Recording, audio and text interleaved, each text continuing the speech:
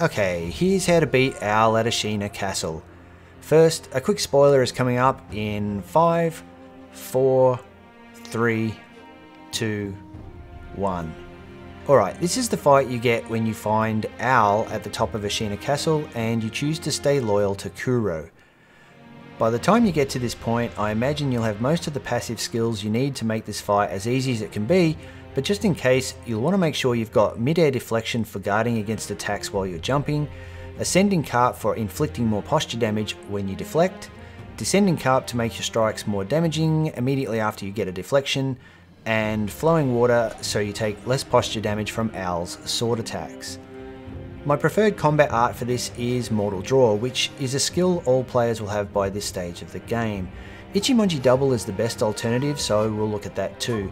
And it probably should be pointed out, I have an attack power of 8 in the clips I'll be showing. Let's kick this off with a clip of the entire fight using the Ichimonji Double. If Mortal Draw is your preferred method here, don't worry, the basic approach to this fight remains the same whether you choose Mortal Draw or Ichimonji Double.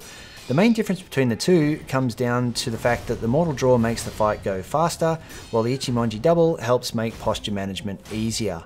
And aside from getting your deflects right, posture management is about the most important aspect of this fight because Owl is an extremely hard hitting boss who does major posture damage with his strikes.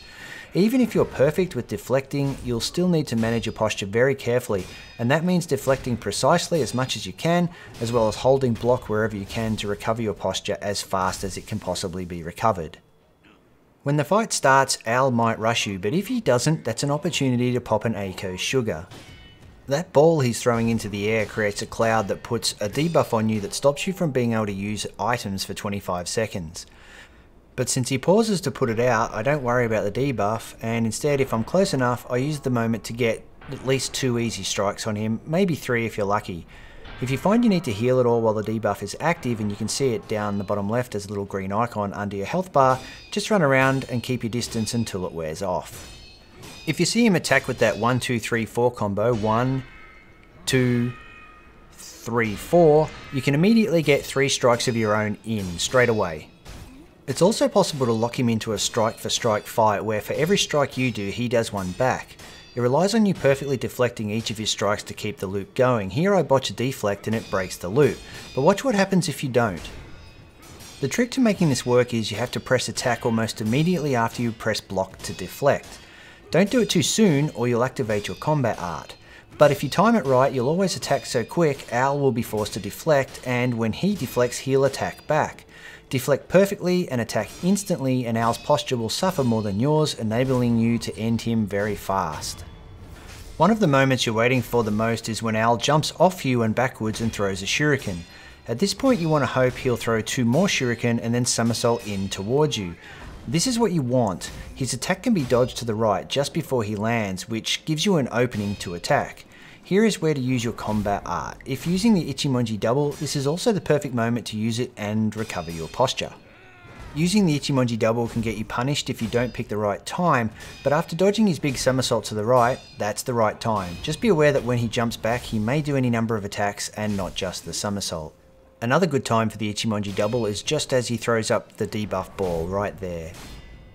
Another of his attacks to watch out for is his Firecracker Attack, which you can avoid easily if you spot it in time simply by jumping backwards. If you don't avoid it, it will damage you and momentarily stun you. The tell is he extends his left arm and leaves a cloud in the air. Those are the firecrackers. You have to jump away from those just before they go off. And as soon as you avoid them, you can expect him to rush in and attack you, so get ready to deflect him immediately. You should know he can also throw the firecrackers from a standing position as well, so you've really got to look out for when his arm gets extended and that cloud of firecrackers appears. The good news is that's about it for his major attacks in Phase 1. He has no perilous attacks at all, so you won't see the red symbol appear. You'll spend most of the phase deflecting his sword attacks while waiting for the debuff ball and somersault attacks so you can get in your safe Ichimonji doubles, while keeping your eye out to jump back from his Firecracker attack if he does it. But he only does that fairly rarely, so yeah, that's not a big one to really worry about too much. The mechanics of Phase 2 are practically identical. You'll do the exact same thing with the exception that he now has 2 new major moves. The first is a smoke bomb, which he'll do right from the start. Counter this by not moving when it goes off and start rapid tapping block. Look for his silhouette in the smoke coming towards you and lock onto it as soon as you see it.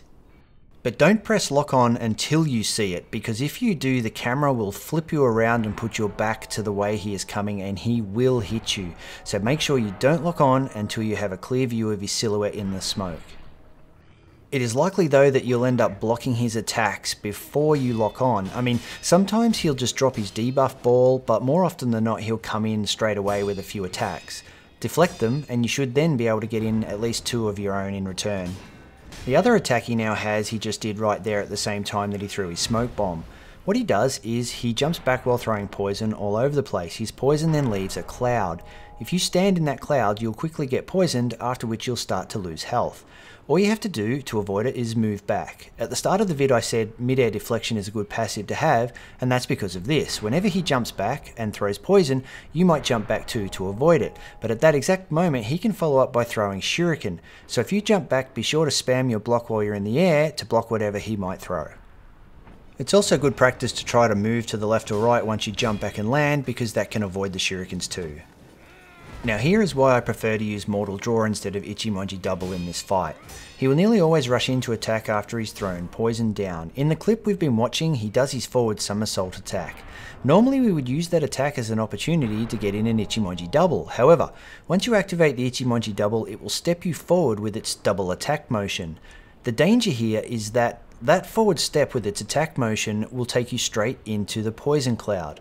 If that happens, you'll be guaranteed to be completely poisoned before you gain control back and are able to jump out. In this clip, I was careful and so I did not activate it.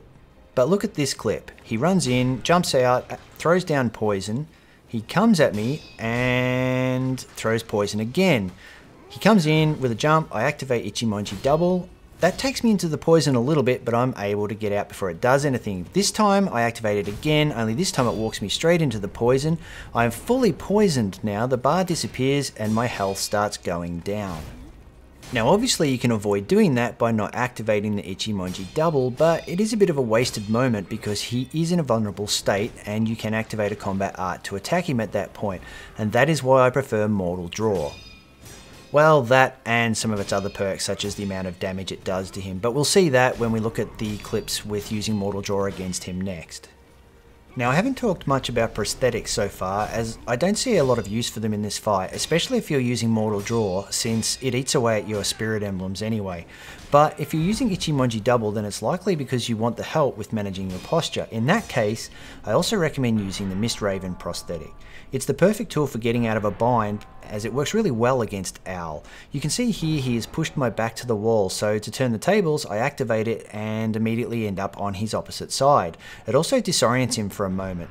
More to the point, if he's on your case with relentless attacks and your posture bar is getting high and there's no opportunity to Ichimonji Double him, use the Mist Raven tool to escape his attacks and either immediately Ichimonji him to get your posture repaired or just back off and recover.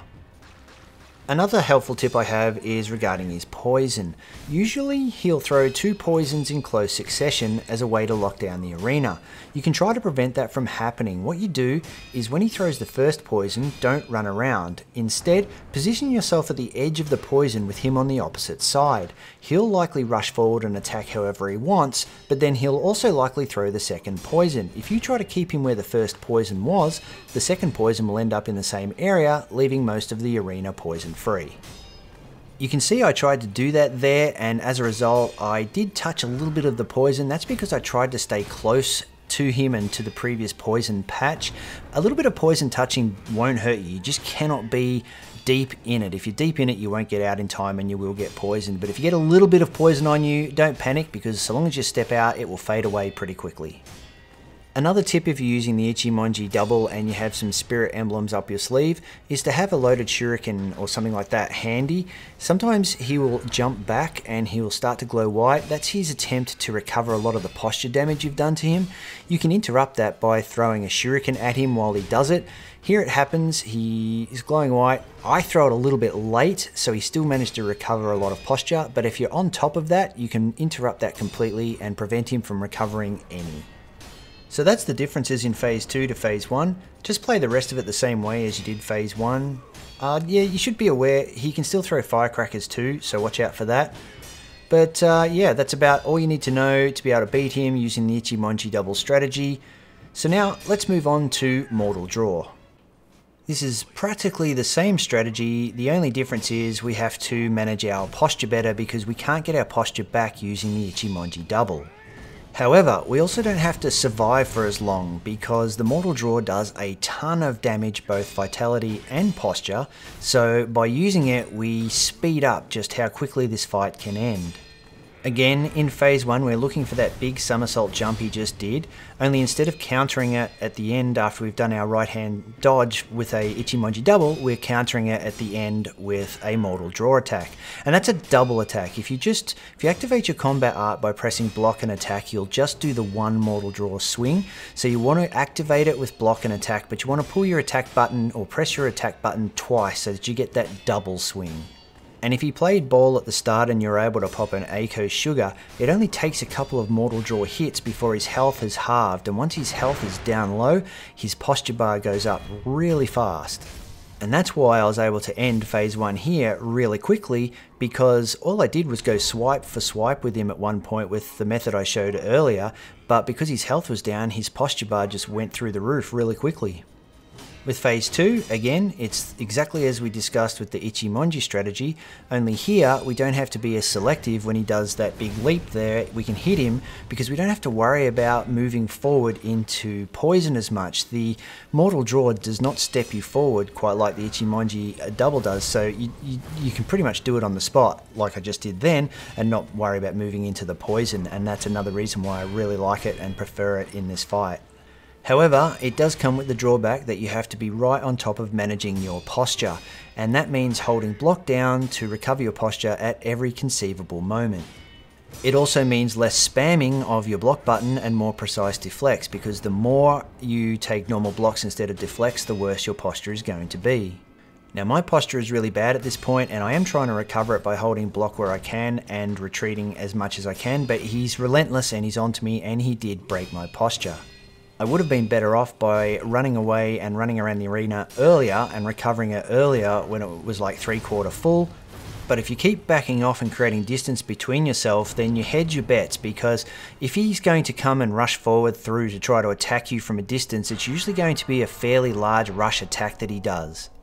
And any attack he does like that will stun him too, so if he breaks your posture with a move that stuns himself, you'll both be stunned for long enough that you'll recover before he can recover and hit you.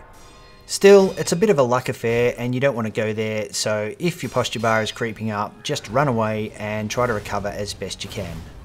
I should also point out I used a Tanto before this fight to gain extra spirit emblems. Be sure to do that before you go into the fight and not during, to get the most out of your Mortal Draw. And that's all you need to know to beat the Owl. Now I'll leave you with a full Mortal Draw fight from start to finish without me talking over it. Enjoy. Might.